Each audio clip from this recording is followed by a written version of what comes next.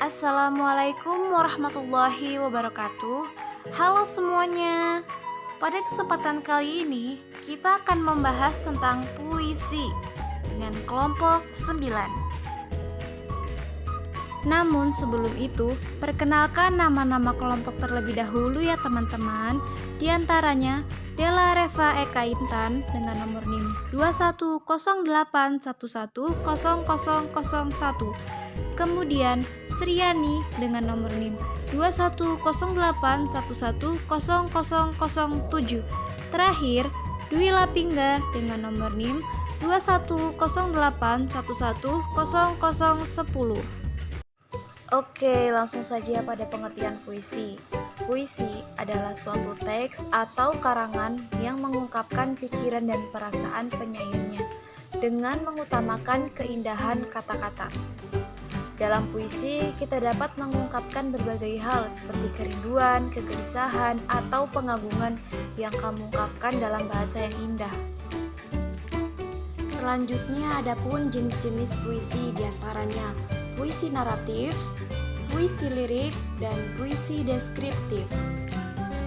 Puisi naratif adalah puisi yang mengungkapkan cerita atau penjelasan penyair. Puisi naratif juga terbagi menjadi dua, yakni diantaranya adalah balada dan romansa. Balada merupakan jenis puisi yang bercerita tentang orang-orang perkasa maupun tokoh pujaan. Kemudian romansa yaitu jenis puisi yang bercerita tentang kisah percintaan dan diselingi oleh perkelahian atau pertualangan. Nah, selanjutnya puisi lirik. Puisi lirik merupakan puisi yang mengungkapkan berbagai perasaan penyairnya.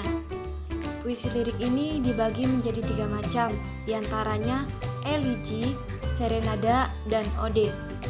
Eligi merupakan puisi yang mengungkapkan perasaan duka dari si penyairnya. Sedangkan serenada adalah sajak percintaan yang dapat dinyanyikan. Nyanyian serenada ini tepat dilakukan pada waktu senja. Contohnya pada puisi Serenada Biru, karya W.S. Rendra. Berikutnya ode. Ode merupakan jenis puisi yang berisi pujian yang dapat ditunjukkan untuk seseorang, untuk suatu hal maupun suatu keadaan. Terakhir, puisi deskriptif. Puisi deskriptif adalah puisi di mana penyair bertindak sebagai pemberi kesan terhadap suatu keadaan, peristiwa, benda, maupun suasana yang menarik perhatiannya. Puisi deskriptif ini terbagi menjadi 2, diantaranya satir dan puisi kritik sosial.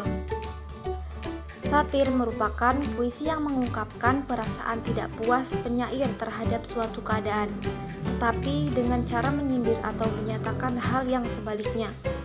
Contohnya pada puisi karya K.H.A. Mustafa Bisri yang berjudul Negeriku.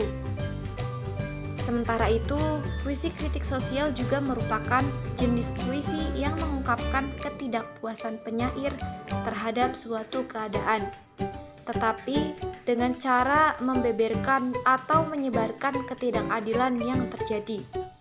Contohnya pada puisi yang berjudul Aku Tulis Pamflet Ini dengan karya W.S. Rendra. Nah, selanjutnya ada beberapa cara yang bisa kita lakukan untuk menyampaikan puisi, seperti membacakan puisi, deklamasi puisi, atau bisa juga dalam bentuk pertunjukan puisi. Nah, lalu apa sih perbedaan dari yang ketiga yang telah disebutkan tadi? Perbedaannya adalah membacakan puisi berarti menyampaikan puisi dengan bahasa lisan atau melalui ucapan. Kemudian deklamasi yaitu menyampaikan puisi secara lisan juga. Namun bedanya penyampaian tersebut dilakukan dengan penuh penghayatan dan luapan kejiwaan. Bisa disertai dengan gerakan seperti gerakan tangan atau kaki. Sedangkan pada pertunjukan puisi, penyampaian puisi dalam bentuk pertunjukan dibagi menjadi musikalisasi puisi dan dramatisasi puisi. Pada musikalisasi puisi, kamu akan mengubah puisi menjadi sebuah lagu. Oleh karena itu, penyampaian puisi dan irama lagu harus memiliki keselarasan supaya lebih hikmat didengar. Nah, selain itu juga, dramatisasi puisi dilakukan dengan memperagakan atau memerankan tokoh sesuai peristiwa yang ada di dalam puisi itu sendiri. Dramatisasi puisi ini bisa juga dilakukan secara individu maupun berkelompok, seperti layaknya pementasan sebuah drama. Oke, setelah kamu mengetahui pengertian, jenis dan bentuk penyampaian puisi, sekarang mari kita simak apa saja unsur-unsur pembentukan puisi itu. 1. Ada majas dan irama. Majas figurative language adalah bahasa kias yang dipergunakan untuk menciptakan kesan tertentu bagi penyimak atau pembacanya.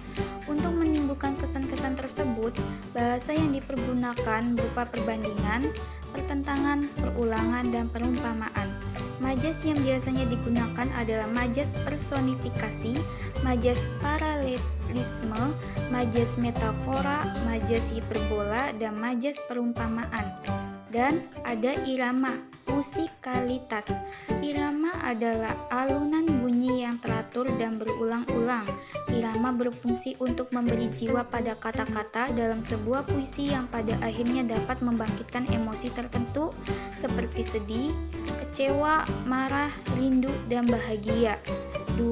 Penggunaan kata-kata konotasi. Kata konotasi adalah kata yang bermakna tidak sebenarnya. Kata itu telah mengalami penambahan-penambahan, baik itu berdasarkan pengalaman, kesan, maupun imajinasi dan perasaan penyair.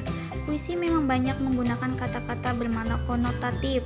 Hal itu merupakan kiasan atau merupakan suatu perbandingan. 3. Ada kata-kata berlambang. Lambang atau simbol adalah sesuatu seperti gambar, tanda, ataupun kata yang menyatakan maksud tertentu. Misalnya, rantai dan padi kapas dalam gambar Garuda Pancasila, tunas kelapa sebagai lambang pramuka. Lambang-lambang itu menyatakan arti tertentu yang bisa dipahami umum. Untuk kata-kata dalam puisi seperti kata putih yang melambangkan kesucian dan kebersihan, bunga yang melambangkan kecantikan, api yang melambangkan kemarahan, dan bajai yang melambangkan kekuatan atau ketangguhan. Dan terakhir, yang keempat, ada pengimajinasian dalam puisi. Pengimajinasian adalah kata atau susunan kata yang dapat menimbulkan khayalan atau imajinasi.